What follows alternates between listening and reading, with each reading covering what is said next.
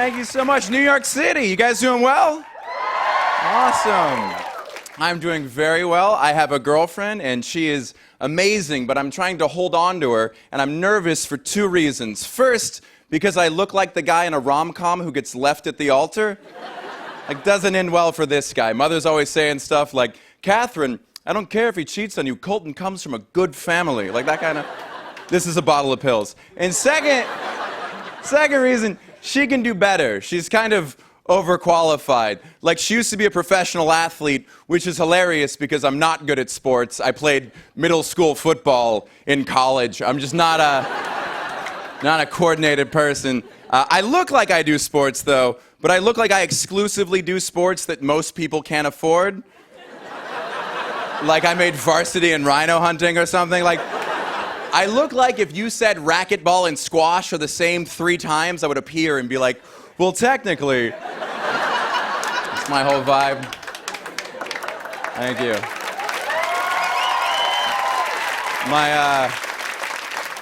My girlfriend swam, though. She was a professional swimmer. She was very good. She was a multi-time national champion. She was world ranked, and she's retired now and adjusting to life on land. But you can still tell she was a swimmer because she's very tall, very muscular, but still very feminine. So like skinny waist, broad, childbearing shoulders. I feel safe in her arms, and it's different. It's different dating a girl who's close to my size. There's like a lot of little things I miss out on. Like a thing a lot of straight guys like to do is you give your girlfriend your shirt to sleep in, and it fits her very baggy and billowy, and that makes you feel very manly and protective. And when my girlfriend puts on my shirt, it's like, oh, that's how that should fit. Yeah, that's way better. Yeah. Yeah, you just give it back to me when you grow out of it. And here's my lunch money. Like, it's that whole kind of vibe. And she swam her whole life, so every guy she dated before me was a swimmer. Like, the last guy she went out with was very fast. He was a 50 freestyle, 100 freestyle specialist with a little bit of 100 butterfly. He went to collegiate nationals. He had Olympic trials cuts. I only Googled him for a few hours, but a very, very talented athlete from what I could sleuth up. And fun fact about this guy, he is 6'7". My girlfriend's ex-boyfriend is 6'7", and that used to mess with my self-esteem, but the really cool part about that is that we can just sleep in his old shirts. It's great. Very spacious. A lot of room.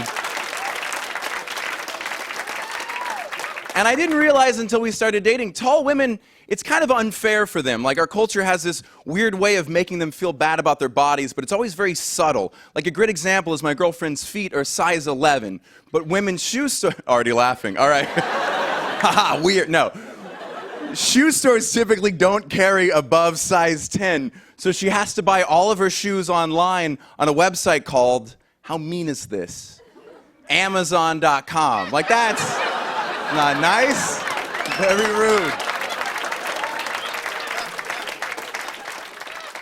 And we lived together. We actually moved in after dating for less than 1 year. And people think that was a little fast, but we were both just so in love with saving $900 a month. Oh, it's so great. We live in Fort Greene, which is one of those trendy Brooklyn neighborhoods. It's the kind of place where gender is a spectrum, but cold brew and iced coffee are very different, actually. It's like that.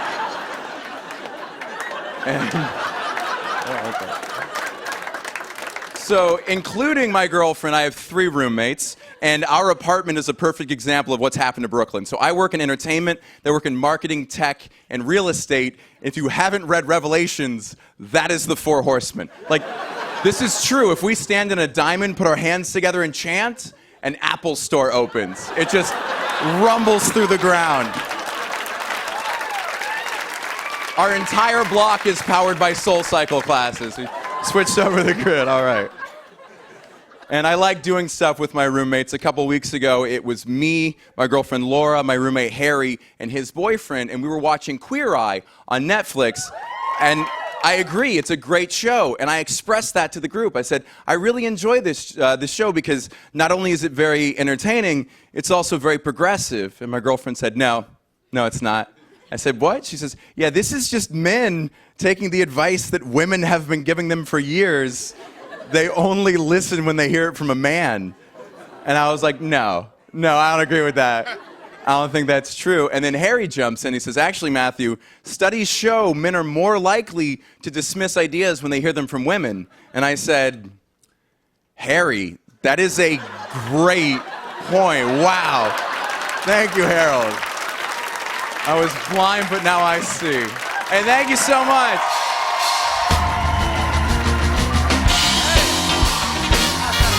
Well done, pal. Matthew Broussard!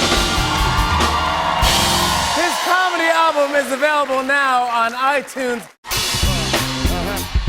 On and on and on. I said, and it's on and on and on.